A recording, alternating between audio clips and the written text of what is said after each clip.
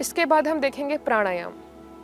तो प्राणायाम जो है वो एक ऐसा सिस्टम है जिससे हम क्रेटिनिन की बात करें, इसके तो एविडेंस बहुत सारे हमने देखे हैं। इसमें किसी का क्रेटिनिन लेवल बढ़ा हुआ है और यदि वो 1 घंटे भी प्राणायाम कर लेता है तो वो तुरंत उसमें उसका जो लेवल है वो कम हो जाता है। तो प्राणायाम के लिए मुख्य रूप से कपालभाति प्राणायाम, यदि प्रॉब्लम ज़्यादा नहीं हुई हो तो। उसके अलावा अनुलोम विलोम प्राणायाम। तो जब अनुलोम विलोम की हम बात कर रहे हैं तो अनुलोम विलोम न सिर्फ केवल किडनी के लिए, ये शरीर के प्रत्येक प्रकार के रोगों से सुरक्षा प्रदान करने के लिए, हर एक प्रकार के रोगों के उपचार के लिए बहुत आवश्यक है। जैसे हम किडनी की बात करें तो किडनी की बीमारी केवल किडनी की नहीं है। जैसे अलग अलग प्रकार की प्रॉब्लम्स यदि आती हैं, कोई एक व्याधि शरीर में शुरू होती है तो उसका प्रभाव अन्य अन्य ऑर्गन्स पर पड़ता है। जैसे उदाहरण के लिए जब हमारे पेनक्रियाज में यदि किसी प्रकार की प्रॉब्लम है तो पेनक्रियाज में बीटा सेल्स होते हैं जो इंसुलिन और अल्फा सेल ग्लूकागॉन रिलीज करते हैं, हार्मोन जो हमारे ब्लड के शुगर के लेवल को मेंटेन करता है। अब यदि हमारे पेनक्रियाज में प्रॉब्लम है और यदि ब्लड उसके कारण यदि इंसुलिन ठीक से काम ना करे या ग्लूकागॉन ठीक से काम ना करे तो ब्लड में शुगर का लेवल इम्बैलेंस हो जाएगा। ब्लड में ग्लूकोज का लेवल एलिवेट होने से किडनी को एक्स्ट्रा एफर्ट करना पड़ेगा। इतना ब्लड जिसमें ग्लूकोज इतना ज़्यादा है उसको अगर फिल्टर करने के लिए फिर वो एक आगे कॉम्प्लिकेशंस ये होते हैं कि जो ग्लूकोज है वो यूरिन में आने लगता है, जिसको हम ग्लूकोसोरिया बोलते हैं, जो कॉम्प्लिकेशन है। मतलब यदि डायबिटीज़ भी हो रहा है तो उसका कॉम्प्लिकेशन के रूप में किडनी की डिजीज़ हो जाएगी। इसके अलावा यदि हम बात करते हैं जब किडनी में प्रॉब्लम है तो फिर सीधी सी बात है कि ब्लड का लेवल इंक्रीज होगा, कार्डिक आउटपुट बढ़ेगा और फिर इजेक्शन फ्रैक्शन संबंधी समस्याएं, हाइपरटेंशन, ये सारी समस्याएं हो जाएंगी। तो किडनी को स्वस्थ रखने के लिए ज़रूरी है कि हमारा जो ब्लड का सर्कुलेशन है वो प्रॉपर रहे। तो किडनी को स्वस्थ रखने के लिए आवश्यक है कि हमारे शरीर में और भी किसी प्रकार की व्याधियां ना हो, हमारा पूरा शरीर स्वस्थ हो, क्योंकि हर एक ऑर्गन स्वस्थ रहेगा तब हमारी किडनी भी स्वस्थ रहेगी, हार्ट भी स्वस्थ रहेगा। क्योंकि जैसे अभी हमने देखा कि यदि हार्ट में किसी प्रकार की कोई प्रॉब्लम है या हमारे रेस्पिरेशन में किसी प्रकार की प्रॉब्लम है तो उसका प्रभाव सीधे किडनी में आता है।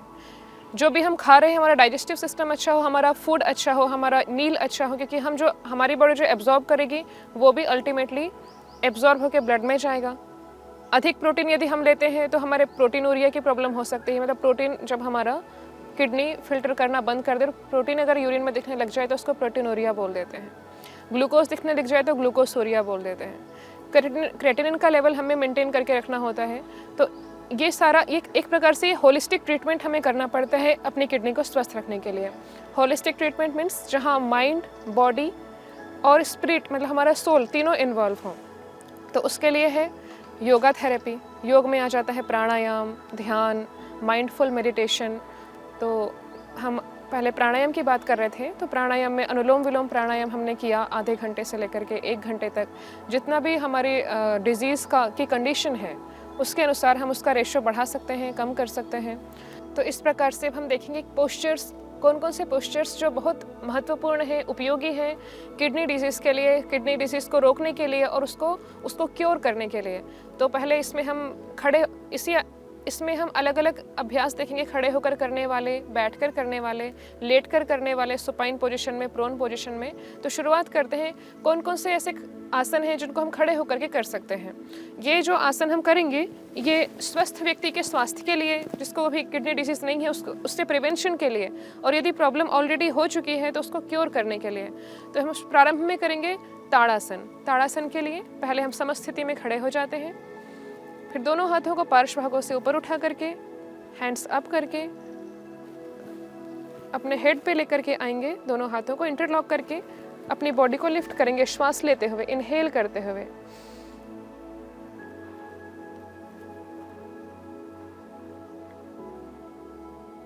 प्रयास करेंगे कि हमारे पैर बिल्कुल पास पास में हो, और यदि बैलेंस नहीं बन पा रहा है तो थोड़ा डिस्टेंस रखेंगे पैरों के बीच में।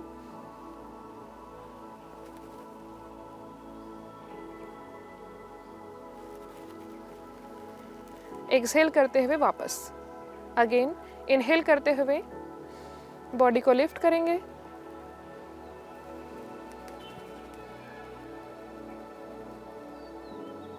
एक्सहेल करते हुए वापस रिलैक्स। तो ये हमने किया ताड़ासन का अभ्यास। इसके बाद हम करते हैं तिर्यक ताड़ासन। तिर्यक ताड़ासन के लिए अगेन वैसे ही दोनों पैरों में इसमें डिस्टेंस रहेगा जितना हमारे शोल्डर्स के बीच में डिस्टेंस है। और इसमें हम बॉडी को ट्विस्ट करेंगे, थोड़ा स्ट्रेच करेंगे। हाथ जो है आप आर्म्स जो हैं वो कान से टच रहेंगे। तो इस स्थिति में जो हम जब इसको अपनी बॉडी को ट्विस्ट करते हैं तो ये स्ट्रेच होता है, यहाँ पे जो मसल्स हैं यहाँ के, जहाँ पे किडनी है, तो इसका हमें और लाभ प्राप्त होता है।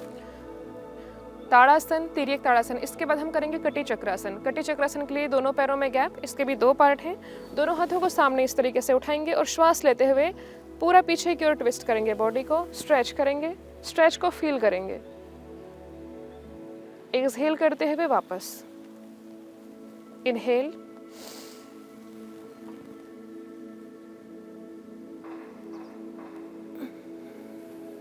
एक्सहेल करते हुए वापस, इनहेल, एक्सहेल, इनहेल, एक्सहेल। तो कटी चक्रासन। इसके बाद में कटी चक्रासन का सेकंड पार्ट हम करेंगे। इसमें इसको होल्ड करके करेंगे।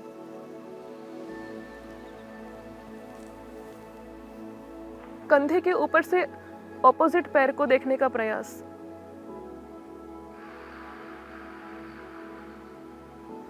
डायरेक्शन चेंज दूसरी ओर से।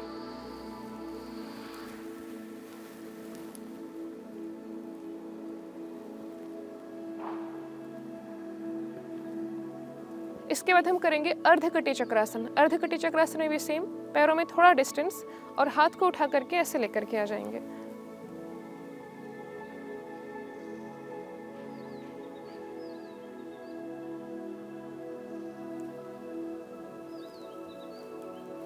काउंटर पोज दूसरे साइड से।